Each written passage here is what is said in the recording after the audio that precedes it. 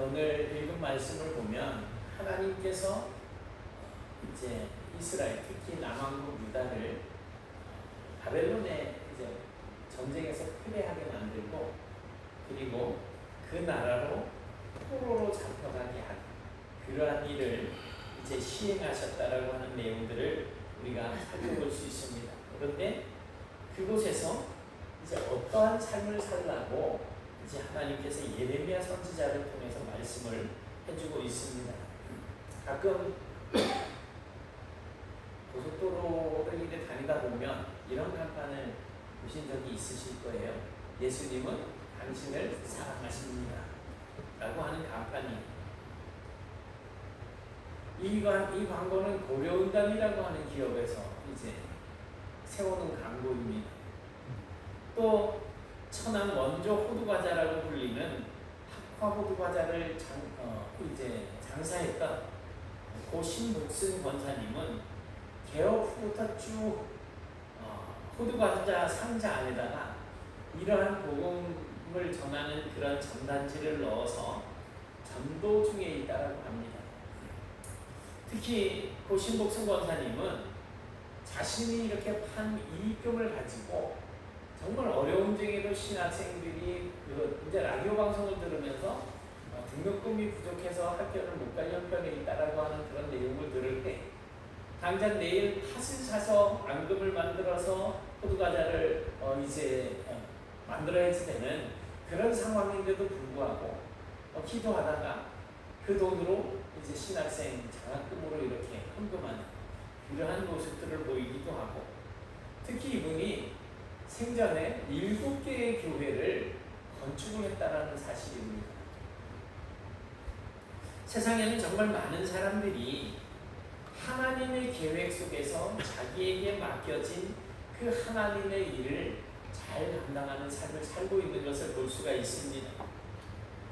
전도지 사역이라고 하는 것을 이래 보면 제1 원리가 뭐냐면 하나님은 당신을 사랑하십니다. 그리고 당신을 위해서 놀라운 계획을 가지고 계십니다 라고 하는 내용을 이 원리로 이렇게 제시를 합니다. 하나님은 당신을 사랑하십니다 라고 하는 이 말은 우리가 교회를 다니면서 정말 많이 듣는 말이거든요. 그리고 이 말을 통해서 우리는 정말 많은 위로와 격려를 받습니다. 하나님이 나를 사랑하신대, 나를 위해서 하나님께서 놀라운 계획을 가지고 계신데, 놀랍지 않으십니까? 말씀으로 세상 천지 만물을 창조하신 그 하나님께서 나를 사랑하시고 나를 위해서 놀라운 계획을 세우고 계시다라는 것입니다. 그런데 우리가 이러한 말씀을 정말 모든 경우에 다 쉽게 받아들여지지는 않습니다. 하나님께서 나를 위해서 어떤 계획을 세웠는데, 만일 그 하나님의 계획이 내 마음에 드는 것일 경우에는, 우리가 기대하는 것일 때는 정말 내가 막 그 이야기를 듣다가 야, 내 마음에 쏙 들어. 그럴 때는 어떻게 해요? 아멘 하잖아요. 아멘 한단 말이에요. 그냥 막 복 받으세요 막 이러면 아멘하고, 아픈데 빨리 병 고쳐지세요 그러면 아멘하고 아멘한단 말이에요. 그런데 그럴 때는 내 마음에 맞는 말씀이 떨어질 때는 아멘하는 것이 그렇게 어렵지가 않아요. 그러나 하나님의 계획이라고 하는 것이 내가 생각하는 것과 전혀 다를 때는 그 말씀을 내가 믿음으로 아멘으로 이렇게 받아들이기가 쉽지 않다는 거예요. 예를 들어서 내가 잘 다니고 있던 직장에서 어느 날 갑자기 해고를 당했다. 아니면 사랑하는 가족이, 오전에도 잠깐 암 이야기를 했지만 갑자기 뭐 그냥 암이 걸렸는데 말기암이래. 그러면 그것이 하나님의 계획 속에 있는 것이다라고 하는 것을 우리가 받아들이기는 쉽지가 않잖아요. 그게 정말 하나님의 놀라운 계획일까? 그건 정말 어려운 일이죠. 그런데 때때로 하나님의 계획은 우리가 생각하는 것과는 전혀 다를 때가 있습니다. 그런데 과연 그럴 때도 여전히 하나님은 나를 사랑하시고 나를 위해서 놀라운 계획을 가지고 계시다라고 하는 이러한 말씀을 들을 때 내 이 믿음을 내가 확고하게 지켜나갈 수 있을까 하는 거예요. 이것이 바로 오늘 본문인 예레미야 29장의 말씀이 선포되던 당시에 그 이스라엘 백성들이 씨름하던 문제였습니다. 예수님 태어나시기 한 597년 전이에요. 남왕국 유다가 바벨론으로부터 침공을 받아서 이제 멸망을 당했다라고 봐야죠. 나라가 망하고 왕을 포함해서 3,000명이나 되는 정말 지혜 있고 멋진 사람들이 포로로 잡혀가게 됩니다. 바벨론으로. 그들은 그동안 살아오면서 우리는 하나님의 선택된 백성이다라고 하는 그런 긍지를 가지고 살았었습니다. 그런데 그 자긍심이 강한 그 선민의 나라가 이제 망한 것입니다. 과연 그런 상황 속에서도 그들은 하나님의 놀라운 섭리와 계획 가운데서 이 일이 일어났다라고 하는 것으로 받아들일 수 있을까요? 이것은 결코 쉽지 않은 일입니다. 오늘 우리는 여러분이 정말과 함께 이 문제를 제가 고민을 해보고자 합니다. 설령 내가 기대하는 계획이 아닐지라도 마침내 하나님께서는 우리의 삶을 통해서 하나님의 놀라운 계획을 완성하고 계신다라고 하는 사실을 오늘 확인하시기를 바랍니다. 그리고 그런 하나님의 계획을 바라보면서 그렇다면 우리는 그러한 환경 속에서 내가 생각하고 하는 것과 정반대 같은 그런 개념, 그런 환경 속에서 우리가 어떤 믿음의 반응을 보여야 할지를 또한 생각해 보시기 바랍니다. 오늘 본문은 예레미야 선지자가 바벨론 포로로 잡혀가 있는 유다 사람들에게 보낸 편지입니다. 그 내용은 이렇습니다. 너희는 그곳에 포로로 잡혀갔는데 내가 보낸 거야 거기. 그러니 그곳에서 그 바벨론에서 집을 짓고 거기에서 정착해서 살아라. 과수원도 만들고 그 과일을 따먹으면서 살아라.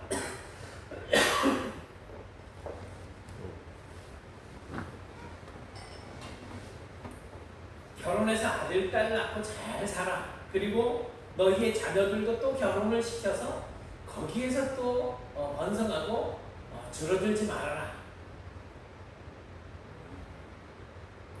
이것을 다른 말로 바꾸면 너희들은 빠른 시일 내에 돌아갈 것이라고 기대하지 마. 이거 아니에요. 거기서 정착해서 살라는 거예요. 읽다 보니까 70년이 참 차야지 된다 그랬잖아요. 70년 동안을 포로 생활을 해야지 될 것을 이야기하는 거예요.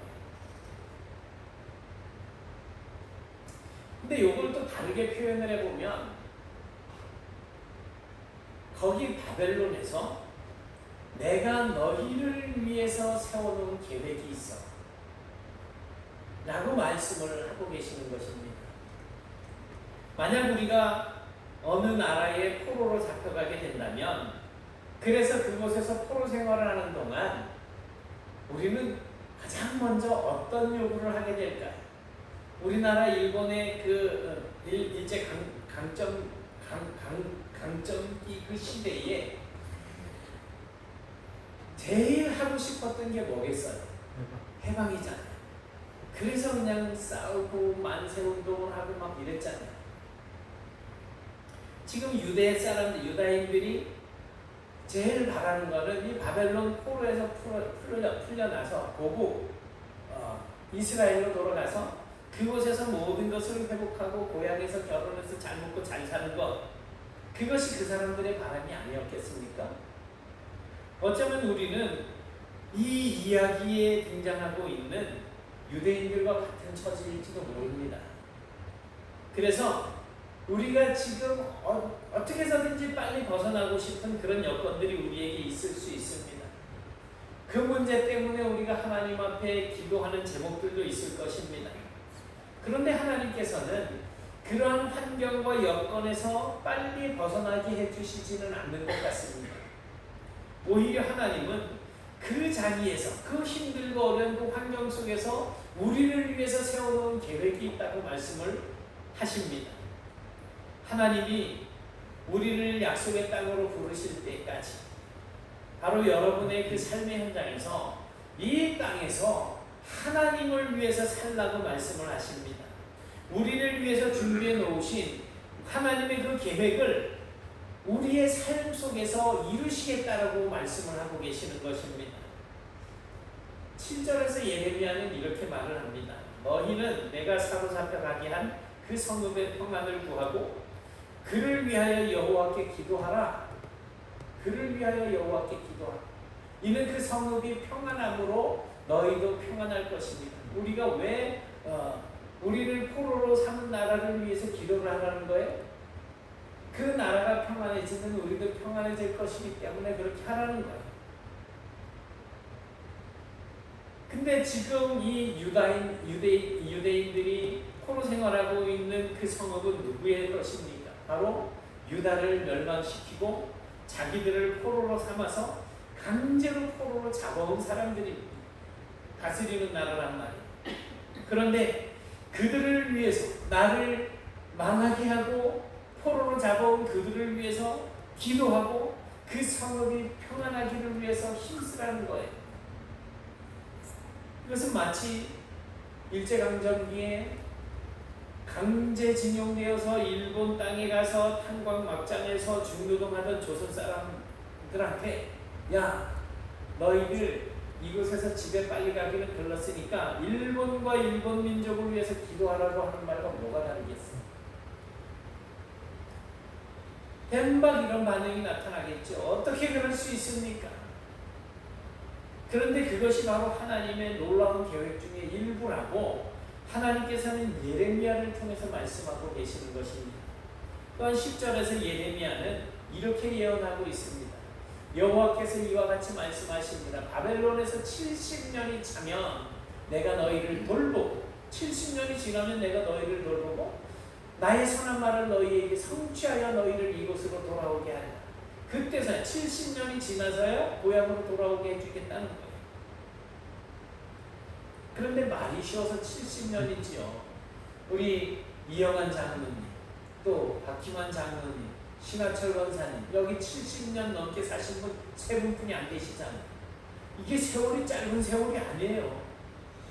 그런데 거기서 70년 동안 거기에서 살고 70년이 차면 돌아오게 해주겠다. 이거 유대인들에게 희망을 주는 메시지가 아닙니다.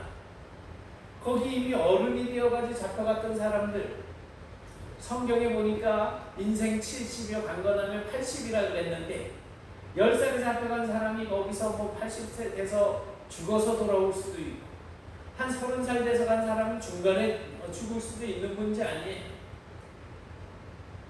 그러니 이 말은 거기서 그냥 살다가 죽으라는 거예요. 거기서 잡혀가서 그 해에 태어난 사람도 돌아올 때 되면 70살 아니에요. 그런데 그것이 하나님의 계획이라고 하니까 그 말을 듣는 사람들이 어떤 생각을 가지게 되었겠습니까? 아마도 사람들은 예레미야 선지자를 향해서 너 미쳤니? 제정신이 아니지. 머리가 어떻게 되면 우리에게 저 원수들을 위해서 기도하라고 말할 수 있는 거냐? 라고 따져 들을 수 있는 그런 상황일 거예요. 사실 그들은 물론 몇 년 안에 이스라엘로 돌아가서 그곳에서 삶이 회복될 것이라고 하는 그런 기대를 가지고 있었습니다. 앞장 28장을 읽어보면 거기에 하나냐라고 하는 선지자가 등장을 해요. 이전에 보니까 그는 2년이 지나기 전에 포로지에서 돌아오게 될 것에 대하여 예언을 해주고 있습니다. 그 당시에 포로로 잡혀가는 이 사람들은 이 하나냐의 예언에 귀가 더 솔깃해지겠죠. 70년이 지나서 회복될 거야 라고 하는 예레미야의 말과 하나냐의 2년 안에 돌아가게 될 거야 라고 하는 이 말, 어떤 말에 마음을 빼앗기겠습니까? 당연히 2년이겠죠. 그렇게 하나님의 말에 솔깃한 이 사람들이 이제 한 2년만 있으면 고향으로 돌아갈 건데 뭐하러 번거롭게 집을 짓고 나무를 심고 장가를 가고 그러겠습니까? 조금만 더 적당히 지내면 되지, 그렇게 생각을 했습니다. 그러나 예레미야는 하나냐의 예언은 하나님의 계획 속에서 나온 예언이 아니라고 분명하게 말씀합니다. 오히려 하나님의 계획은 그들이 바벨론에서 70년을 포로 생활을 해야 된다는 거예요. 우리는 실제로 이 예레미야의 예언이 성취된 것을 잘 알고 있습니다. 그 말은 하나냐의 예언은 사람의 기대를 채우고 사람의 환심을 차기 위해서 만들어낸 거짓 예언이고, 예레미야의 예언이 하나님의 계획 속에서 나온 참 예언이라는 뜻입니다. 우리가 하나님의 말씀을 들을 때 마음이 거북할 수밖에 없는 이유는 내 생각과 다르기 때문에 그런 거예요. 나는 이것을 원하지만, 전에도 잠깐 말씀드렸잖아요. 기도를 하는데 길을 이래 가는데 어떤 할머니가 왼쪽으로 갈까 오른쪽으로 갈까 작대기를 던져서 작대기가 가르치는 쪽으로 간다 그랬잖아요.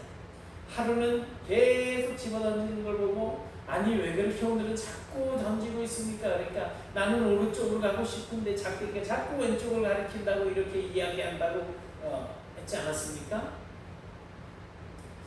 우리의 생각과 하나님의 그 계획이 다를 때 우리는 우리의 생각대로 관찰되기를 원하는 경향이 너무나 강해요. 그 당시 바벨론의 포로로 잡혀와 있던 유대인들이 예레미야의 70년 동안 포로 생활을 해야지 된다라고 하는 이 예언을 하나님의 계획이라고 받아들이는 것은 결코 쉽지 않았을 것입니다. 그것은 지금 우리에게도 마찬가지죠. 우리의 기대와 어긋나게 하나님의 계획이 선포되어질 때 그것을 받아들이는 데에는 믿음이 필요합니다. 여러분, 이 70년 동안 바벨론 포로 생활 중에 하나님께서 이스라엘 백성들에게 행하신 놀라운 일들을 우리가 어떤 일들이 있는지를 기억하셔야지. 하나님께서는 이미 알고 있는 내용이 사드락과 메삭과 아벳느고 이 세 사람을 바벨론 최고의 행정관이 되도록 이렇게 역사해 주셨습니다. 또 바벨론을 다스리는 3명의 총리들 중에 으뜸으로 다니엘이 수석 총리가 되게 그렇게 해주셨습니다. 또한 다니엘을 통해서 이때 당시에 바벨론을 다스리던 느부갓네살 왕이 하나님을 섬기는 사람으로 변화되어지게 됩니다. 가장 중요한 것은 이 70년의 포로 기간 동안에 구약 성경이 완성이 되어졌다고 하는 것입니다. 그리고 더 중요한 것은 이 70년의 기간을 통해서 하나님을 향한 이스라엘 백성들이 정직하고 바른 신앙을 세워나가게 되었다라고 하는 사실입니다. 처음에 그들은 하나님의 선택을 받은 자기들의 나라가 망한 사실에 대해서 절망을 했지만 이 70년의 기간을 통해서 왜 자기들이 멸망할 수밖에 없었는가를 깨닫게 되었던 것입니다. 그래서 그들은 전심으로 회개하고 하나님께로 돌아왔습니다. 풀무불과 같은 연단과 훈련을 통해서 그들은 정말로 순금과 같은 신앙을 회복하게 된 것입니다.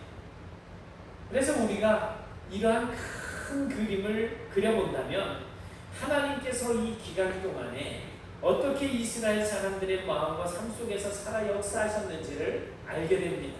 그냥 사드락과 메삭의 이야기, 사드락과 메삭과 아벳느고의 이야기, 다니엘의 사자굴 속의 이야기, 이런 이야기들에만 관심을 두는 것이 아니고 그렇게 역사하신 하나님께서 70년 동안 유대의 백성들을 훈련시키시고 그들이 정말로 하나님을 더 정직하게 섬기고 하나님을 더 의지하게 만드는 이러한 과정이었다라고 하는 사실을 우리가 생각해 볼 필요가 있습니다. 그 당시 이스라엘 사람들이 이 전체 그림을 완벽하게 보지 못하고 이해하지는 못했을지라도 하나님께서는 계속 꾸준하게 자기의 계획을 실행해 가고 계셨습니다. 그것은 지금 우리에게도 마찬가지 그대로 적용되는 말씀입니다. 우리는 비록 피곤하고 힘들고 어려운 인생을 살고 있지만 그러나 하나님께서 우리를 그 환경으로 몰아넣으셨을 때는 하나님께 어떤 우리를 향한 계획들이 있다라는 것입니다. 때로는 우리가 이해할 수 없을 때도 있지만 때로는 우리가 정말 어떤 터널의 끝이 보이지 않을 수도 있지만 때로는 감당하기에 너무나 버겁고 힘겨울 때도 있지만 그러나 하나님의 계획은 언제나 우리에게 가장 선한 것이고 가장 좋은 것이라고 하는 사실을 기억하시기 바랍니다. 예레미야는 11절에서 이렇게 선포를 합니다. 여호와의 말씀이니라 너희를 향한 나의 생각을 내가 아나니 하나님의 생각을 말씀하는 거예요. 평안이요 재앙이 아니니라 너희에게 미래와 희망을 주는 것입니다. 하나님의 계획은 우리를 바벨론에서 멸망시키고 우리가 지금 당하고 있는 그 힘들고 어려운 상황 속에서 우리가 재앙을 맞는 것으로 그치는 것이 아니고 우리의 미래와 우리의 희망을 주시기 위한 계획을 가지고 계시다는 것입니다. 하나님의 계획은 분명합니다. 그것은 재앙이 아니라 평안입니다. 망하는 것이 아니라 흥하는 것입니다. 심판이 아니라 구원이고 절망이 아니라 소망입니다. 그것이 하나님의 결론입니다. 우리의 눈에 하나님의 계획이 전부 다 보이지는 않습니다. 하나님의 계획은 우리의 이해의 한계를 넘어섰습니다. 그 모든 과정과 결론은 그래서 오직 하나님만 알고 계십니다. 하나님만이 우리의 미래를 보실 수 있습니다. 그리고 그 미래는 언젠가 우리의 현실이 될 것입니다. 10년 전에 하나님의 계획이 오늘 우리의 모습일 것이고 우리의 모습은 여전히 하나님의 계획 속에서 진행되어져 가고 언젠가는 우리에게 희망과 미래를 가지는 그러한 모습을 우리에게 성취시켜 주실 것입니다. 그때가 되면 비로소 우리는 하나님의 계획과 하나님의 결론을 확실하게 알게 될 것입니다. 그러니 지금 우리가 이해할 수 없다고 하나님의 계획을 의심하지는 마십시오. 지금 우리의 눈에 전부 보이지 않는다고 하나님의 결론을 미리 포기하지 마십시오. 시편 139편 16절에 보니까 이 말씀이 있습니다. 같이 보실까요? 시작. 내 형직이 이루어지기 전에 주의 눈이 보셨으며 나를 위하여 정한 날이 하루도 되기 전에 주의 책에 다 기록이 되어 있나이다. 아멘. 내가 태어나서 내 형체와 성격이 형성되어지기 전에 이미 하나님께서 보셨다는 거예요. 내가 태어나서 하루도 되기 전에 하나님의 책이 다 기록이 되었다는 것입니다. 하나님께서는 우리가 태어나기 전부터 나를 향한 계획을 가지고 계셨다는 겁니다. 우리의 처음과 마지막 그리고 그 가운데 모든 과정들을 이미 이 책에 다 기록해 놓으셨다는 것입니다. 그 하나님께서 너를 향한 결론은 재앙이 아니라 평안이 미래와 희망이라고 말씀을 하십니다. 어쩌면 이 70년의 세월을 지나면서 기대하던 고향에 돌아갈 수 없을지도 모릅니다. 그러나 우리에게는 하나님께서 예비해 두신 더 나은 보장이 있다는 것입니다. 그곳이 바로 하나님의 나라이고 주님과 더불어서 영생을 누리게 될 천국입니다. 그 땅에서 이 땅에서 90년 100년의 세월을 살다가 흙으로 돌아가는 것이 우리 인생의 끝이라면 그리고 아무것도 아닌 상태가 된다면 얼마나 허무하겠습니까? 아무리 호의호식하면서 잘 먹고 잘 살더라도 만약 죽음으로 모든 것이 끝나버리는 것이 우리의 인생의 결론이라면 그 우리의 인생이 무슨 의미가 있겠습니까? 그러나 우리를 향한 하나님의 결론은 분명합니다. 그것은 구원이고 영생이고 천국입니다. 여러분, 이 하나님과 하나님의 말씀을 믿으십시오. 그러면 이러한 하나님의 계획이 바로 여러분의 계획이 될 것입니다. 하나님의 말씀은 반드시 이루어집니다. 하나님의 계획은 반드시 성취됩니다. 그렇기 때문에 우리가 이 세상에 사는 동안에는 마땅히 하나님의 백성으로서 해야 할 일이 있습니다. 오늘 본문 12절 13절에 보니까 이렇게 말씀을 하십니다. 너희가 내게 부르짖으며 내게 와서 기도하면 내가 너희들의 기도를 들을 것이요 너희가 온 마음으로 나를 구하면 나를 찾을 것이요 나를 만나리라. 우리가 마땅히 해야 할 일이 뭐라는 거예요? 기도라는 거예요. 하나님의 계획이 보이지 않으십니까? 기도하십시오. 하나님의 계획이 믿어지지 않으십니까? 하나님께 기도하십시오. 하나님의 그 우리를 향해 약속하신 그 결론이 의심스러우십니까? 하나님을 찾고 또 찾으라는 거예요. 그러면 만나게 된다는 것입니다. 하나님은 저 멀리 있는 예루살렘 성전에 갇혀 계신 분이 아니에요. 하나님은 우리가 예루살렘에 가야만 만날 수 있는 분이 아니십니다. 하나님은 이미 우리 옆에 와 계십니다. 우리가 기도하지 않아서 만나지 못할 뿐이에요. 여러분의 답답한 현실을 하나님 앞에 내려놓고 기도하십시오. 우리의 힘으로는 어쩔 수 없는 문제들을 놓고 부르짖어 간구하십시오. 온 마음을 다해서 찾으십시오. 하나님께서 원하시는 것은 그것입니다. 그런데 우리는 그렇게 하지 않고 있잖아요. 여러분, 살다 보면 하나님의 계획이 우리의 기대와 어긋나는 것처럼 보일 때가 있습니다. 그러나 그럴 때 오늘 예레미야 선지자를 통해서 우리에게 주신 이 말씀을 기억하십시오. 우리를 향한 하나님의 사랑은 재앙이 아니라 평안이라는 것입니다. 우리를 위한 하나님의 계획은 심판이 아니라 구원과 회복이라는 것을 기억하십시오. 우리를 위해 예비하고 계시는 하나님의 결론은 지옥이 아니라 하나님의 나라와 영생이라고 하는 것을 믿으시기 바랍니다. 믿음은 바라는 것들의 실상이요 보이지 않는 것들의 증거라고 말씀하고 있습니다. 우리가 믿을 때 그것은 곧 우리에게 현실이 되어진다는 것입니다. 이와 같은 믿음으로 매 순간마다 하나님의 은혜를 체험하시면서 힘있게 살아가는 우리 모두가 되실 수 있기를 주님의 이름으로 축원합니다. 사랑의 하나님 고맙습니다.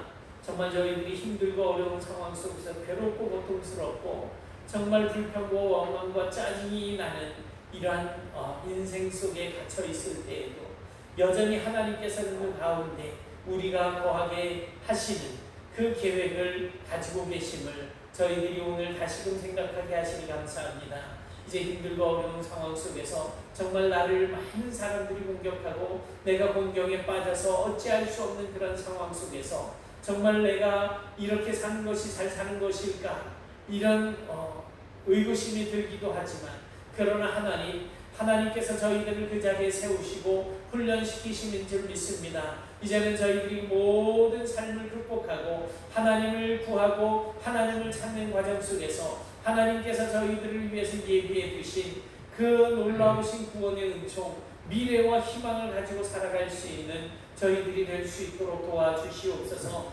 하나님의 말씀 속에서 항상 하나님의 뜻을 발견하게 하시고 하나님의 뜻을 마음에 담고 그 뜻에 합당한 삶을 살아갈 수 있도록 도와주옵시며 그러한 저희들의 삶을 통하여서 우리 주변의 많은 사람들에게 저희들의 삶이 주를 전하는 삶이 되어지게 하시고 많은 사람들에게 희망과 생명과 천국을 증거하는 삶이 되어질 수 있도록 역사하여 주시옵소서.